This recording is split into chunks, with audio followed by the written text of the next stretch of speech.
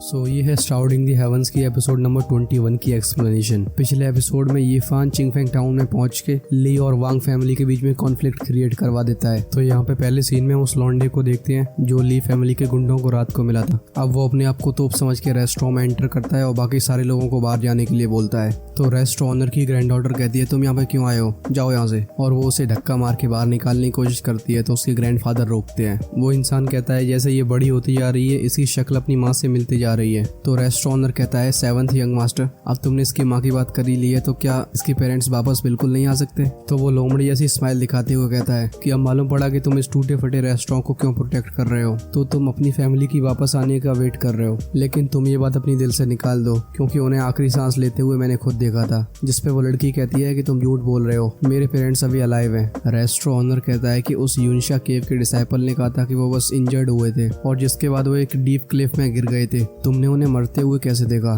तो वो 7th young master कहता है जी अंगलातो, अब तुम बूढ़े हो रहे हो, थोड़े सपने देखना कम कर दो। वो उस लड़की की तरफ देख के कहता है कि इसकी क्वालिफिकेशंस काफी अच्छी है, क्यों ना साथ में कल्टीवेशन के लिए इसे यंगशिया के वापस ले जाऊं। पीछे से टिंग टिंग बोलती है तुम गंदे आदमी हो, तुम्हारे साथ में कभी नहीं जाऊंगी। वहीं पे रेस्टोरेंट ओनर कहता है अगर मैं मर भी गया तब भी तुम्हें टिंग टिंग को ले जाने नहीं दूंगा। तो वो 7th यंग मास्टर कहता है ये तुमने खुद ही कहा है, याद रखना। और वो रेस्टोरेंट ओनर के ऊपर स्पिरिचुअल अटैक कर देता है जिससे टाइम पे आके यीफान डिफेंड करता है। वो कहता है 7th यंग मास्टर, बूढ़े लोगों को सताना अच्छी बात नहीं है। तो वो 7th यंग मास्टर पास आके कहता है तुम कौन हो। पीछे से रेस्टोरेंट ओनर कहता है 7th यंग मास्टर, ये बस थोड़ी देर पहले यहाँ पे आया है, इसका आपसे कोई लेना देना नहीं है। और वो यीफान के कंधे पे अपनी पावर का इस्तेमाल करके टैप करता है जिससे यीफान अपने घुटनों पे आ जाता है। वो कहता है आजकल हर वीक इंसान दयालु बनने की कोशिश कर रहा है और अपनी बत्ती से दिखाते हुए चला जाता है, लेकिन जाते जाते ये कहता है कि मैं पर्सनली आऊंगा टिंग टिंग को ले जाने के लिए। यीफान के मुंह से हमें खून निकलता हुआ दिखता है। तो वो रेस्टोरेंट ओनर उसकी ग्रैंड डॉटर यीफान की चिंता करने लगते हैं, जिस पे यीफान कहता है कि मैंने जानबूझ के अपनी टंग को वाइट कर लिया था।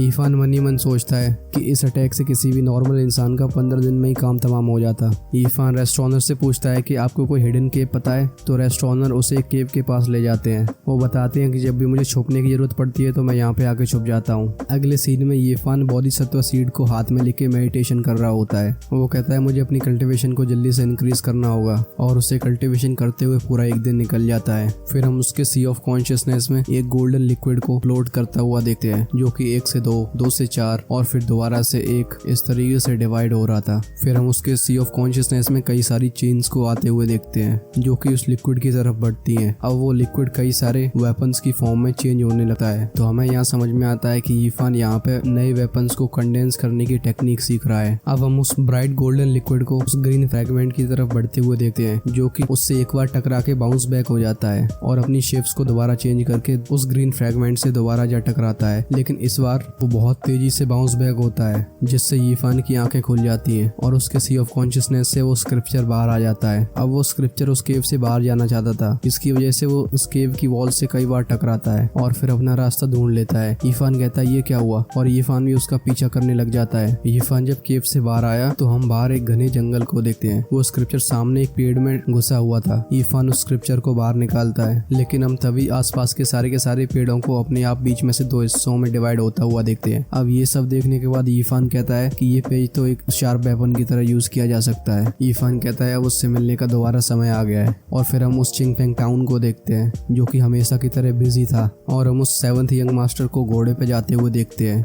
उसके सबऑर्डिनेट्स लोगों को धक्के मार के रास्ता क्लियर कर रहे थे। ये सब यीफान साइड में बॉक्सेस के पीछे से छुप के देख रहा था। अब रात हो जाती है और हम उस 7th यंग मास्टर को जंगल क्रॉस करते हुए देखते हैं। उसके पीछे उसके 4 सबऑर्डिनेट्स जा रहे थे। तभी यीफान उन 4 सबऑर्डिनेट्स पे अटैक करता है और वो चारों दूर जा गिरते हैं। यीफान कहता है 7th यंग मास्टर हम दोबारा मिल रहे हैं।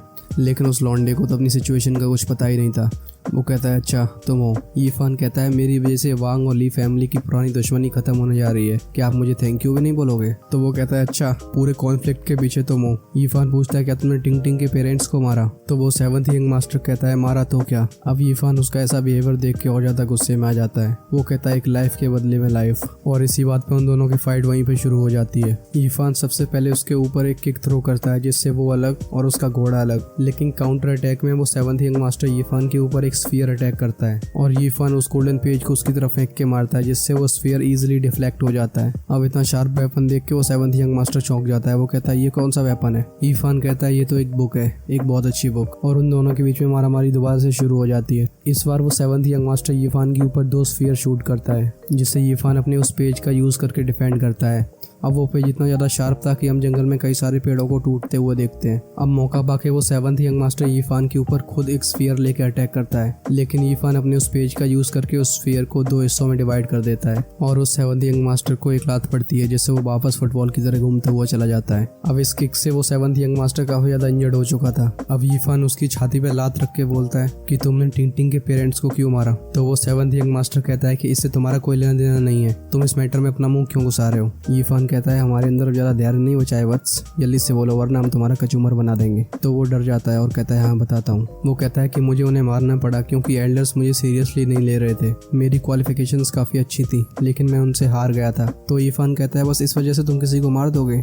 वो कहता है कि मेरा उन्हें मारने का कोई इरादा नहीं था, मैंने तो बस वाइल्ड बीस्ट को अट्रैक्ट करने के लिए उनके ऊपर एक पाउडर डाला था। अब मुझे क्या पता था कि वो जड़ी बूटियों को कलेक्ट करने जाएंगे और एक लाइटनिंग बीस्ट से पंगा ले लेंगे। वो कहता है इसमें मेरी क्या गलती है? यीफान सोचता है जितने ज्यादा लोग उतने तरीके के इश्यूज, चाहे वो आम इंसान हो या वो कल्टिवेशन की दुनिया, ये रूल हर जगह पे अप्लाई होता है। अब यीफान के पैरों के नीचे उस लौंडे का दम घुट रहा था, तो वो कहता है कि मैंने तुम्हें सब कुछ तो बता दिया, अब मुझे जाने दो। हम दोनों ही कल्टिवेटर्स हैं, हमारे बीच दुश्मनी की जरूरत नहीं है, हम बाद में फ्रेंड्स भी बन सकते हैं। यीफान पूछता है जब तुमने टिंग के पेरेंट्स को मारा क्या तुमने एक बार उनके ऊपर दया दिखाई थी? वो कहता है हाँ मेरी गलती है, मैं मानता हूँ, और पीछे से अपने स्फीयर की तरफ जेस्चर करता है, जिससे वो बाला यीफान की तरफ बढ़ने लगता है। अब ये मौका पाके वो 7th यंग मास्टर एक स्फीयर को उठाता है और यीफान के ऊपर हमला बोल देता है, तो यीफान उसे हवा में ही पंच कर देता है। अब सामने एक स्फीयर का टुकड़ा पड़ा हुआ था जो सीधा उस 7th यंग मास्टर के चेस्ट में घुस जाता है और उसका वहीं पे पत्ता साफ हो जाता है।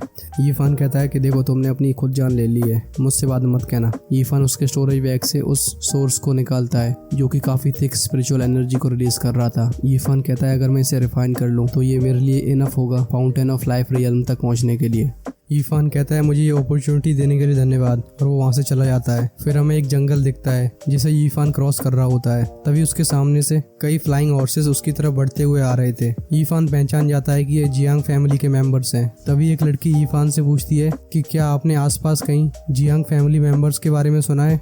यीफान सोचता है कि इन नोबल लोगों के बीच में फंसने से कुछ भी भला नहीं होने वाला, तो यीफान अपना सर हिलाते हुए कहता है कि मैंने सरनेम जियांग का कोई इंसान नहीं सुना है। इस बात को वो लोग सही मान लेते हैं और दूसरी जगह ढूंढने के लिए चले जाते हैं। तभी उस जियांग फैमिली मेंबर्स का एक लड़का कहता है कि तुम भी हमारे साथ चलो, जिसे रोकते हुए वो लड़की कहती है कि इस मैटर को ज्यादा मत फैलाओ। जब वो लोग जा चुके थे तो यीफान सोचता है कि मुझे टिंग और रेस्टोरेंट ओनर को कहीं दूर लेकर जाना होगा। फिर सीन चेंज होता है और हम यीफान को उस रेस्टोरेंट में एंटर करते हुए देखते हैं। यीफान उन दोनों को बुलाता है तो टिंग यीफान को देख के काफी ज्यादा खुश हो गई थी। वो कहती है बिग ब्रदर आप गए नहीं? यीफान कहता है कि मैं तुम लोगों को भी अपने साथ ले जाना चाहता हूँ। रेस्टोरेंट ओनर पूछते हैं कि तुम कहाँ पे जा रहे हो? अब ये बात यीफान टिंग के सामने नहीं कहना चाहता था। इस बात को समझ के वो रेस्टोरेंट ओनर टिंग को दूर जाने के लिए कहते हैं। टिंग टेंट्रम फेंकते हुए कहती है कि फिर से मुझे छोटी बच्ची समझ के दूर जाने को बोल रहे हो। जब वो चली जाती है तो यीफान उस रेस्टोरेंट ओनर को बताते हुए कहता है कि टिंग के पेरेंट्स की डेथ उस लाइटिंग बर्ड के पंजों से ही हुई थी। अब ये बात सुन के वो रेस्टोरेंट ओनर काफी ज्यादा सैड हो जाता है। यीफान आगे बताता है कि ये सब उस मेडिकेशन फैमिली के 7th यंग मास्टर का किया कराया है। अब ये बात सुन के वो और भी ज्यादा दुखी हो जाते हैं। वो 7th यंग मास्टर से बदला लेने के लिए जाने लगते हैं, तो यीफान उन्हें रोकते हुए कहता है अंकल अपना ध्यान रखो, तुम्हारे ऊपर टिंग की भी जिम्मेदारी है। अब कुछ न कर पाने की वजह से वो रेस्टोरेंट ओनर वहीं पर रोने लगता है, तो यीफान कहता है कि आप चिंता मत करो, तुम्हारे बेटे का बदला मैंने ऑलरेडी ले लिया है। तो वो रेस्टोरेंट ओनर पूछता है ये तुमने कैसे किया? जिस पर यीफान कहता है कि इस बारे में अभी बात नहीं कर सकते। यीफान पूछता है कि अंकल आपने विल्डरनेस की जियांग फैमिली के बारे में सुना है? तो वो रेस्टोरेंट ओनर कहता है कि मैं 70 साल का हो गया हूँ लेकिन अभी तक मैं इस टाउन से बाहर नहीं गया हूँ। तभी टिंग अपने ग्रैंडफादर को बुलाते हुए आती है। वो काफी खुश लग रही थी और कहती है ग्रैंडफा देखो देखो कौन आ रहा है, ये कितने सारे फ्लाइंग हॉर्स हैं, हम इनके ऊपर बैठ के आराम से उड़ सकते हैं। अब इस सीन को देख के मुझे भी एक बैड प्रेमोनिशन हो रहा था, लेकिन इसी सस्पेंस के साथ ये वाला एपिसोड खत्म हो जाता है। तो कैसी लगी ये एपिसोड की एक्सप्लेनेशन और क्या है आपकी सजेशंस, इन्हें कमेंट्स में जरूर बताना। और नेक्स्ट एपिसोड तो काफी ज्यादा एक्साइटिंग होने वाला है। खैर अगर अभी तक चैनल को सब्सक्राइब करके इस फैमिली का पार्ट नहीं बने हो तो फटाफट से कर लो। तब तक के लिए मजे करो। I am Shivam signing off.